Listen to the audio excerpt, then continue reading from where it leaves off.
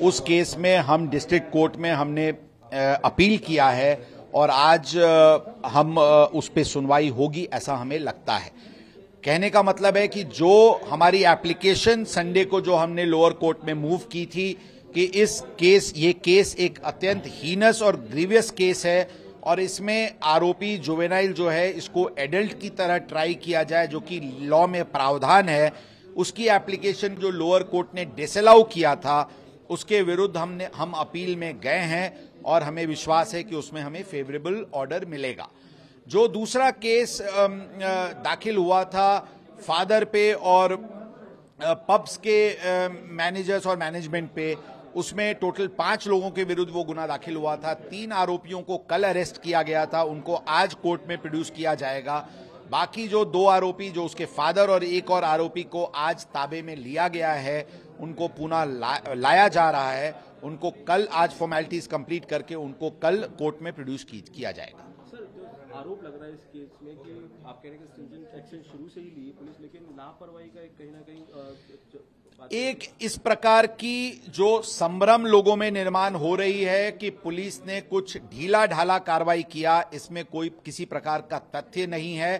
Police ने legal जो भी प्रावधान थे उसको, उपयुक्त प्रावधान को, जो मोस्ट स्ट्रिंजेंट पॉसिबल पाथ था, उस पाथ पे पुलिस फर्स्ट डे से चल रही है।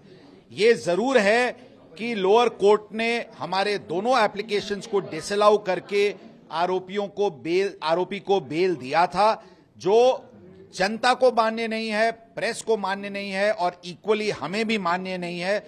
और यही भूमिका हमने पहले दिन से लिया था और इसीलिए हमने डिस्ट्रिक्ट कोर्ट में इस आदेश के विरुद्ध अपील करने की तैयारी की थी। कल हमने अपील भी किया है। आज हमें विश्वास है कि इस पे सुनवाई होगी। किसी प्रकार का प्रत्यक्ष अप्रत्यक्ष मदद अगर किसी अधिकारी ने किसी आरोपी के साथ किया होगा या फिरियादी के साथ दुर्व्यवहार किया होगा, उसके विरुद्ध कड़क कार्रवाई की जाएगी। इसके लिए ऑलरेडी एक एसीपी दर्जा के अधिकारी को चौकसी दी गई है। जो आरोप पुलिस पे जो लगाया जा रहा है कि पुलिस ने ढीला ढाला कार्रवाई किया था, मैं वापस बोलना चाहूंगा कि जो सबसे स्ट्रिंजेंट पॉसिबल कलम सेक्शंस थे वो इसमें अप्लाई किए गए हैं।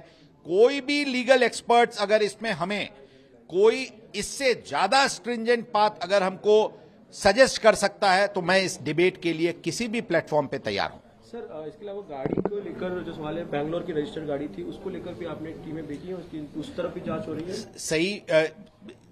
सही बात है। इसमें सभी एंगल्स से तपास हो रही है। सीसीटीवी फुटेजेस हो, ऑनलाइन बिल्स की पेमेंट्स हो, इसकी आरोपी की मिनट टू मिनट मूवमेंट जो उस रात थी, या फिर गाड़ी कहां की रजिस्टर थी, कब ट्रांसफर हुई महाराष्ट्र में, क्यों नहीं नंबर प्लेट था, इस सभी बातों पे तहकीकात चल रही है। हालांकि जूनियर जस्टिस बोर्ड का ये आदेश था, लेकिन जो कंडीशंस पे उसको बेल मिली उसकी काफी चर्चा हो रही है, उस पर आप कुछ कमेंट करना चाहेंगे? मैं कोर्ट के ऑर्डर पे कमेंट करना मुझे संयुक्तिक नहीं है, लेकिन मैं ये बता दूं कि जिस प्रकार से पब्लिक को उस ऑर्डर को देखने के बाद जो एक प्रतिसाद उमटा है और लोगों को जिस प्रकार से वो ऑर्डर अमान्य है, उसी प्रकार से हमें भी, पुलिस दल को भी ये ऑर्डर मान्य नहीं है। इसीलिए हम जुडिशियल रेमेडीज इस पे एक्सप्लोर करके अपील किए हैं। एक आखिरी सवाल सर, उस लड़के को पिज्जा बर्गर दिया गया, ऐसा भी चर्चा में आ गया है। हमने बताया कि इस विषय पे ऑलरेडी इंक्वायरी ऑर्डर किया गया है। कोई भी पुलिस अधिकारी अगर प्रत्यक्ष अप्रत्यक्ष आरोपी को मदद करता हुआ पाया गया, उसके विरुद्ध बहुत ही कड़क कार्रवाई की जाएगी। एसीपी लेवल के अधिकारी को इंक्वायरी दी गई।